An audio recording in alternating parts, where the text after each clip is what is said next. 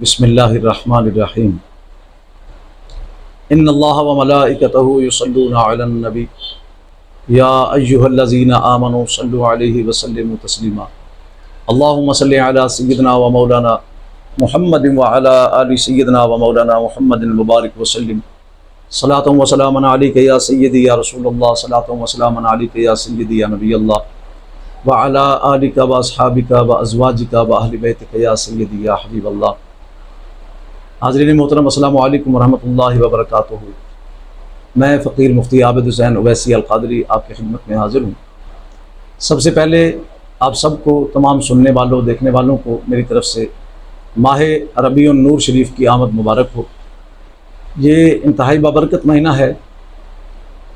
آماد مصطفیٰ کریم علیہ السلام کا مہینہ ہے، اور اگر ہم سرکار دو عالم صلی اللہ علیہ وسلم کی اس حدیث مبارکہ کو دیکھیں کہ جس میں رب کریم نے فرمایا کہ لولاک لما خلقت الکونین، اے میرے محبوب، اگر ہم آپ کو تخلیق نہ فرماتے تو ہم کائنات کی کسی بھی چیز کو تخلیق نہ فرماتے۔ تو پھر آسان لفظوں میں کہوں تو اگر یہ مہینہ نہ ہوتا تو کوئی مہینہ نہ ہوتا، اگر یہ دن نہ ہوتا تو دنیا میں کوئی دن نہ ہوتا، اور اگر مصطفیٰ کریم علیہ السلام کی ذات نہ ہوتی تو کائنات بھی نہ ہوتی۔ اس ماہ مبارک کے حوالے سے چند معروضات ہیں میری آپ سے۔ سب سے پہلے،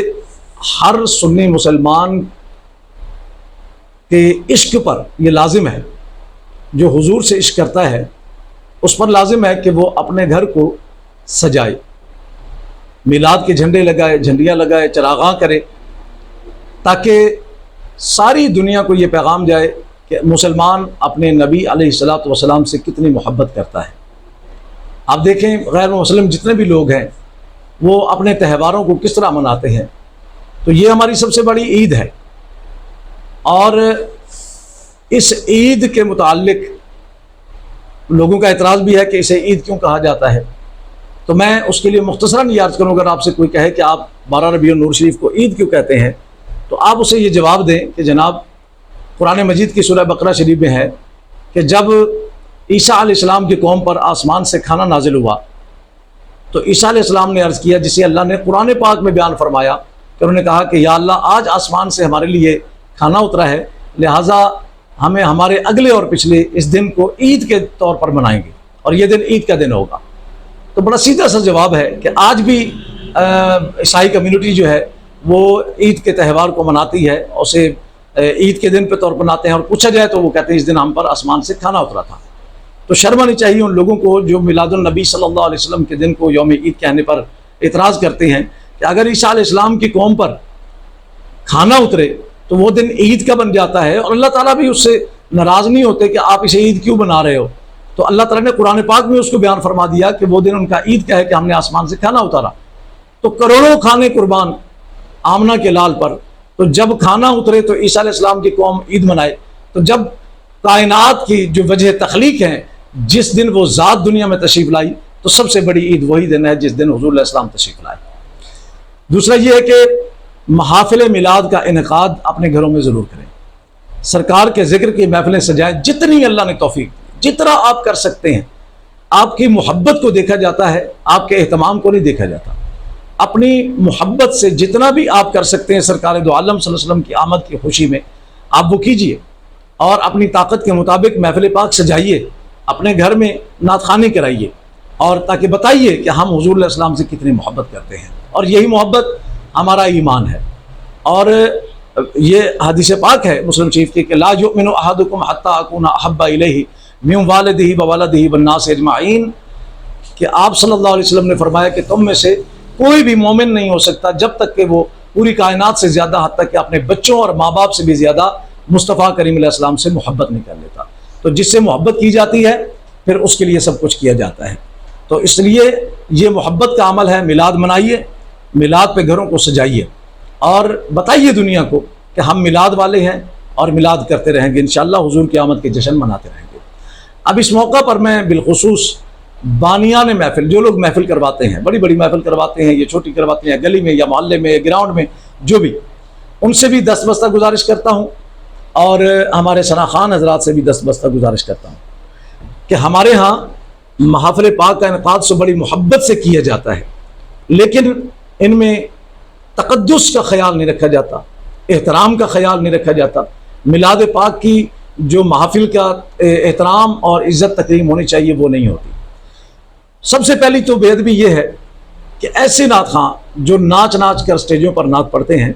میں بالکل آپ سے یہ کہہ رہا ہوں کہ شرعاً ان کا نعت پڑھنا ناجائز ہے۔ انہیں بلانے والے بھی اس کا جواب دیں گے اور اس طرح کی نعت خوانی کرنے والے بھی اس کا جواب دیں گے۔ یہ سرکار کا سٹیج ہے، یہ منبر رسول ہے، اور اس پر آ کر ناچ کر نعتیں پڑھنا اور دف ایک میوزک کے طور پر استعمال کرنا حرام ہے۔ یا نعت پڑھنے والا اپنے پیچھے جو اللہ کا ذکر کرواتا ہے ایک ردم میں میوزک کے طور پر وہ اسے استعمال کرتا ہے، یہ تو بالکل ہی حرام ہے۔ کہ اللہ کا ذکر بڑا ہے، آپ حضور علیہ السلام کے ذکر کی تو عظمتیں اپنی جگہ، سبحان اللہ براء البراء، لیکن حضور کے ذکر کے پیچھے آپ اللہ کا ذکر کرتے ہیں اور صرف اس بات کے اسے میوزک کے طور پر استعمال کرتے ہیں، تو آپ اللہ کے ذکر کی توہین کر رہے ہیں، اور ایسا کرنا قطعاً حرام ہے۔ ایسا کرنے والا سخت گناہ گار ہے، اور سننے والے بھی گناہ گار ہیں، بلانے والے بھی گناہ گار ہیں، آنے والے بھی گناہ گار ہیں۔ میری سب سے پہلے تو باریان محفل سے گزارش ہے کہ ایسے نعت خوانوں کو مدعو کریں جو سرکار دو عالم صلی اللہ علیہ وسلم کی محبت میں نعت پڑھیں، جھوم کر نعت پڑھیں۔ کمرشل پروفیشنل پیسے طے کر کے آنے والے نعت خوانوں کے لیے پیسے طے کر کے آنا یہ حرام ہے۔ نعت خواں کو چاہیے، خطیب کو چاہیے، نقیب کو چاہیے کہ وہ اللہ رسول کی رضا کے لیے محفلوں میں جائے، اور بانی محفل کو چاہیے کہ وہ ان کی جو بھی خدمت کرتا ہے وہ اللہ رسول کی رضا کے لیے کرے، سنت رسول سمجھ کر کہ میرے کریم آقا علیہ السلام نے حضرت حسان بن ثابت رضی اللہ تعالیٰ عنہ کو اپنی کملی مبارک عطا فرمائی تھی نعت شریف پڑھنے کے بدلے میں۔ تو یہ سنت رسول ہے، نعت خوانوں کی خدمت کرنا، نقیبوں کی خدمت کرنا، علماء کی خدمت کرنا، اور نقبا نعت خوان علماء میں بھی اگر صحیح عالم بلائیں گے تو پھر تو اندیشہ نہیں ہوتا غلطی کا، لیکن خطیب ہونا اور بات ہے، عالم ہونا اور بات ہے۔ آج کل ہمارے خطیبوں کی بھرمار ہے، جو عالم نہیں ہوتے، جو سنی سنائی جن کی تھوڑی سی آواز اچھی ہوتی ہے، تو وہ آ کر اسٹیجوں پر بیٹھ کر ایسی باتیں کر جاتی ہیں جن کا نہ اسلام سے تعلق ہوتا ہے نہ دین سے تعلق ہوتا ہے، اور وہ جناب لوگوں کو گمراہی کی طرف دھکیل جاتے ہیں۔ میلاد کا معنی ہم نے لوگوں کے دلوں میں عشق رسول کو اجاگر کرنا ہے، میلاد کا معنی ہم نے لوگوں کو راہ راست کی طرف بلانا ہے۔ میلاد منانے کا مطلب ہے حضور کی خوشی کے موقع پر حضور کی سیرت کو بیان کرنا ہے، نہ کہ غلط سلط باتیں ہم نے بیان کرنی ہے۔ نعت خواں جب نعت پڑھتے ہیں تو میں ان سے بھی گزارش کرتا ہوں کہ نعت کو سلیکٹ کرنے سے پہلے کسی عالم سے کو دکھا دے کہ یہ کلام کیسے ہے، میں اس کلام کو پڑھوں، اس کلام میں کوئی ایسا فقرہ تو نہیں جو ادب کے خلاف ہو۔ تو لہٰذا کلام جو آپ پڑھیں نعت خوان حضرات، وہ بھی چن کر پڑھیں، سوچ کر پڑھیں، سمجھ کر پڑھیں۔ اعلیٰ حضرت کا کلام پڑھیں، پیر نصیر الدین کا کلام پڑھیں، اعظم چشتی کا کلام پڑھیں، ظہوری صاحب کا کلام پڑھیں۔ آج کل کے جو شاعر ہیں جو غیر عالمانہ کلام لکھتے ہیں تو ان کے اندر کافی غلطیاں ہوتی ہیں، کفری الفاظ بھی ہوتے ہیں، کیونکہ وہ خود جاہل ہوتے ہیں، بس تھوڑی سی شاعری کے اسلوب سیکھ لیتے ہیں تو وہ لکھ دیتے ہیں۔ یقین کیجئے کہ میں بھی سرکار کی نعت لکھتا ہوں، لیکن جب میں لکھتا ہوں تو میرا بدن کانپتا ہے اور میری روح بھی کانپتی ہے کہ میں کس بارگاہ میں قلم اٹھا رہا ہوں۔ تو میں اللہ سے دعا مانگتا ہوں کہ اے میرے مالک، مجھے اس بارگاہ کے ادب کے مطابق اور اس بارگاہ کے تعظیم و تکریم کے مطابق مجھے الفاظ عطا فرما، تاکہ میں وہ الفاظ اس طرح حضور کی نعت کے پیش کر سکوں۔ تو لہٰذا نقبا، خطبا اور نعت خوانوں سے بھی گزارش ہے کہ محافل پاک کا تقدس کریں، اسے کمرشل نہ بنائیں، اسے دنیا داری اور کاروبار کا ذریعہ نہ بنائیں، اسے صرف اللہ رسول کے لیے کریں۔ باقی سارے کام دنیا کے لیے کرتے ہیں، اگر اسے بھی آپ نے پیسے طے کر کے یا پیسوں کے لالچ میں، تو پھر اللہ کے ہاں کیا اجر ملے گا آپ؟ اللہ تعالیٰ کے ہاں تو کوئی اجر نہیں ہوگا، پھر آپ کوئی اجر نہیں لے رہے، آپ صرف کمرشل کام کر رہے ہیں، بلکہ گناہ کما رہے ہیں کہ سرکار کی ثنا کو بیچ رہے ہیں۔ آپ خلوص نیت کے ساتھ جائیں۔ اور دوسری گزارش یہ ہے کہ نقیب ہو یا نعت خواں ہو یا خطیب ہو،